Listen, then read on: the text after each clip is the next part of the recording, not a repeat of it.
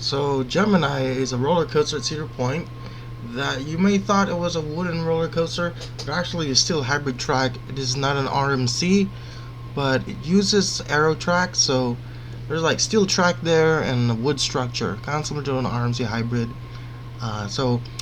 Take note, when I've ridden this, only the blue side was running. The red side was like closed off. But technically, this is a classic roller coaster. I think it's meant for families too.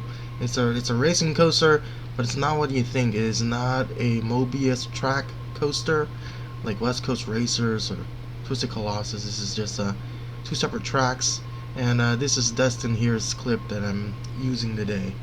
But anyway, we're going to review this coaster. It's absolutely, huge. So when you walk up to this thing, you're gonna be like, oh yeah, let's go on this. So let's go to the review.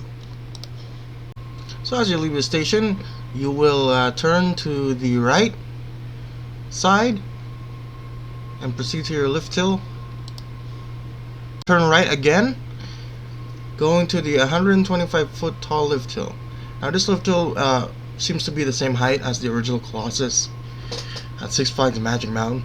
So we'll be proceeding to this tall lift hill for maybe just a few minutes.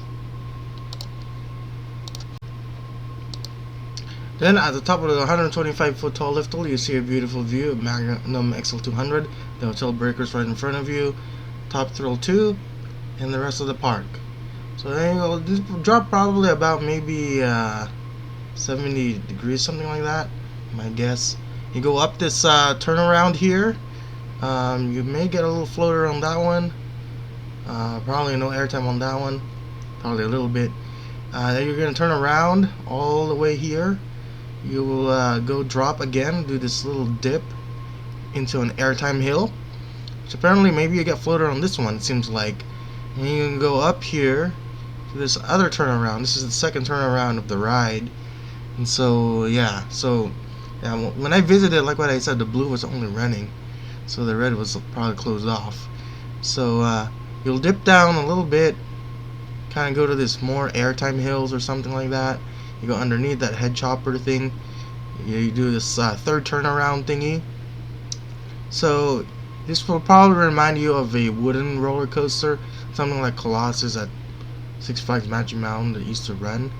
Now it's Twisted Colossus. You go to this bunny hop, and you'll go underneath the structure, the straightaway track, another bunny hop, and then this fancy looking helix going up, and you hit the brakes. Whether the red or blue will win, you'll probably figure out as you ride, and you receive back to the station. Again, back with Destin's here clip. This coaster was fun, but it could be a little rough. But technically, the ride was still fun. But if you don't really like the ride, I think you can just ride it once for the credit.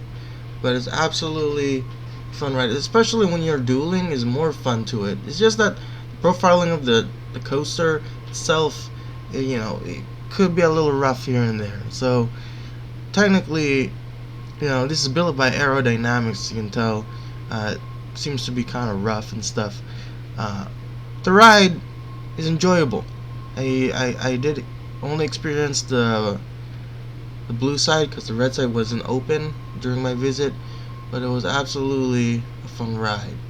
So technically, if you go out to Cedar Point, are you gonna ride this? Because technically this is only a classic like roller coaster. It's not even a wooden coaster, but it looks like it. I like how they put the supports that are wood and the track steel, but it isn't a hybrid like an RMC or anything. Now, for those who are wondering how many times did I ridden this coaster, well, I only get to ride it only once. I did not have time to ride it again, but it was still a fun coaster. So the ride itself looks really nice. I mean, when you look at it, you kind of get this wooden coaster-like feel when you kind of look at it, and kind of when you ride it too. It doesn't go upside down, but it is technically a racing coaster.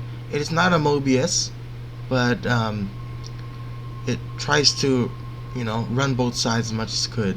But if this thing is racing all the time, it makes the ride a lot more funner, I guess. But technically, I would rate this coaster like a 5.5. Just because it's like kind of rough and stuff, and it's built by Aero, so it isn't really that good a coaster because of the profiling. But other than that, it's still pretty much an enjoyable ride. So if you get out to Cedar Point and you know, figure out what to ride, I think this is gonna be one of them. Now, before we go, the trains itself do only have lap bars, and they do have a seat belt. So both seat belt and lap bars is the restraint. So it doesn't have these over-the-shoulder restraints. It doesn't really need them. It's good. It's only using lap bars. You kind of feel exposed, and you get more airtime if you could.